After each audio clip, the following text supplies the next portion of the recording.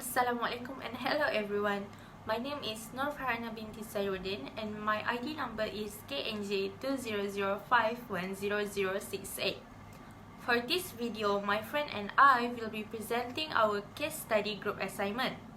The subject of this assignment is Introduction to Employment Law, HLE 2013, led by Sir Badrul Hisham bin Muhammad Siddiq. So, let's get started. For my part, I will be answering the question 1A.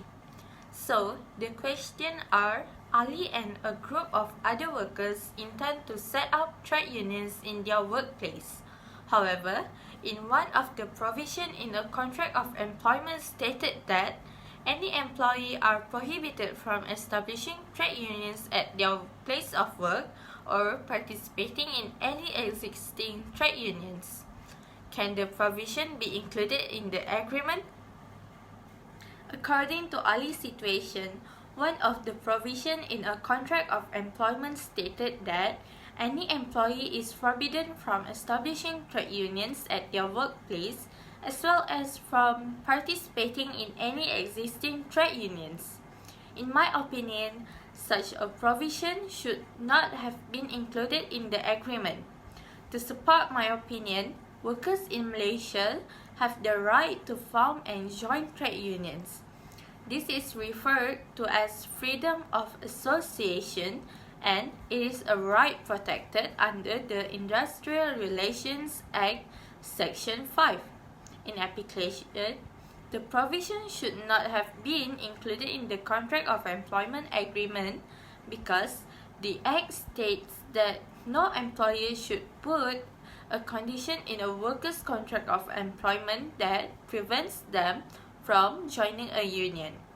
Secondly, no employer should refuse to hire a worker because there is a member or officer of a trade union. Thirdly, no employer should discriminate against a worker, for example in terms of promotion, because he is a trade union member or officer. And no worker should be threatened or dismissed if he seeks to join a trade union or participates in union activities.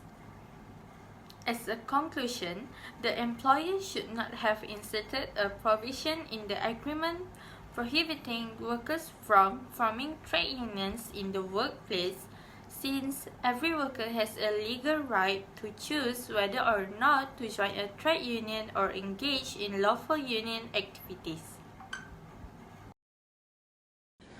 Assalamualaikum, my name is Muhammad Nirfan bin Ahmad Ibrahim. I'm from section C. My ID number is KNJ 2005101130. I will continue presenting the next part, which the question is, Ali and a group of other workers intend to set up trade union in their workplace. However, in one of the provision in a contract of employment state that any employee are prohibited from establishing trade union at their place of work or participating in any existing trade union. Can the provision be included in the agreement? Consequently, most of the employees have changed their mind and cancelled the intention to establish trade union. Ali and 5 other work on establishing trade union as they had previously agreed.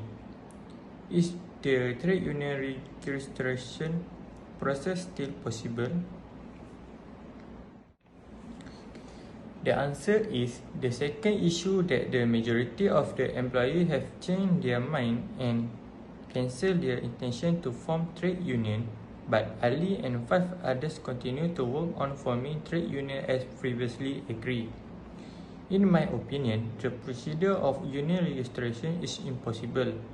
To support my opinion, workers who want to organize a trade union must apply for registration with the Director General of Trade Union within 1 month of forming the union. If the 1 month time frame is insufficient, the Director General may grant an extension of up to 6 months. Second, the application for registration must be signed by at least 7 members, which is the bare minimum for forming a union. However, according to Ali's situation, it is difficult to form a union because there are insufficient members. In application, Ali must find another members in order to proceed with the formation of a union, as the procedure requires at least 7 members.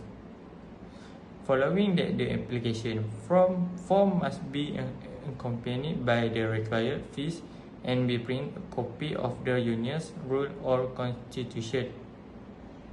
In addition, the application must include the name and address of the union, the name, addresses of occupation of the applicant, and the name, address, age, and occupation of the union officer. Lastly, the Department of Trade Union may also require additional information, such as a copy of the minute of the first meeting of the workers who wish to form a union. As a conclusion, trade union play an essential role in protecting workers, and workers may ensure that their rights, such as protection against unfair treatment or job security, are protected. That's all. Thank you. So, for my part, I will be presenting question 1B.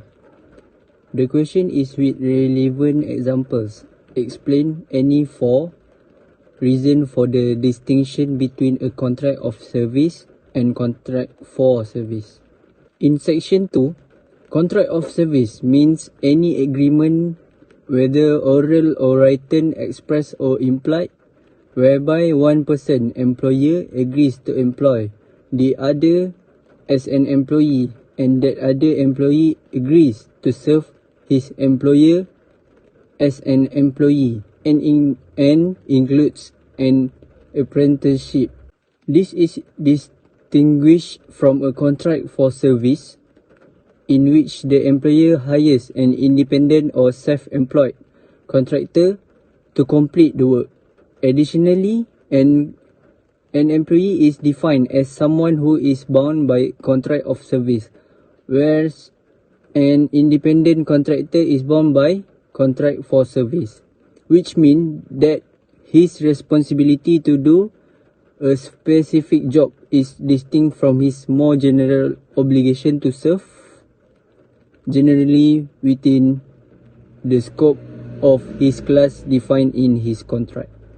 Besides, independent contractors who are not employees are not covered by employment law.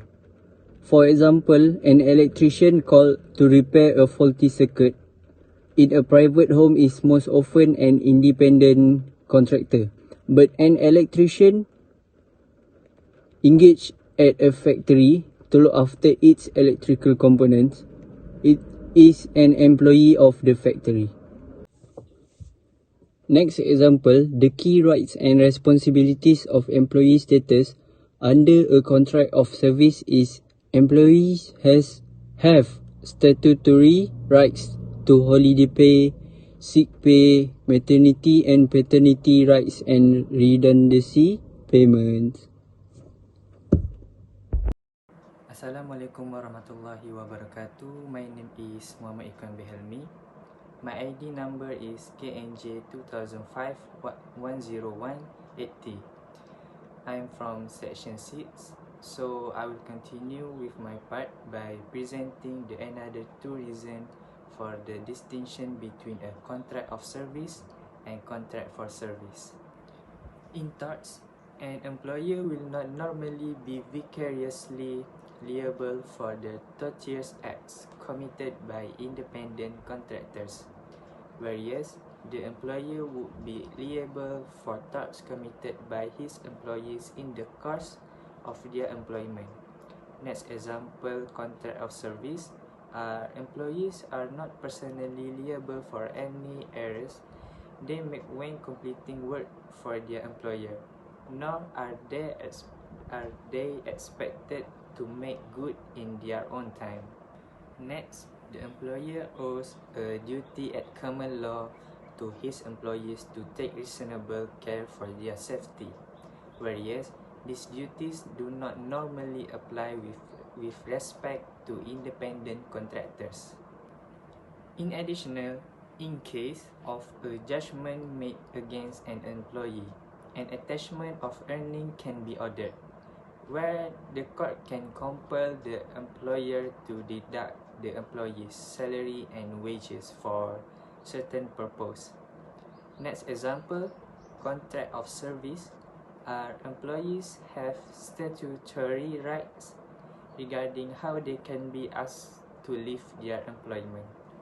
As a conclusion, an employee who meets the definition of employee under employment or industrial statutes is entitled to protection under those statutes, such as minimum standard of employment protections, minimum requirement of dismissal and termination notice, protections against unfair dismissal, and the right to redundancy payments. These protections do not apply to someone working under a service contract. That's all from me. Thank you.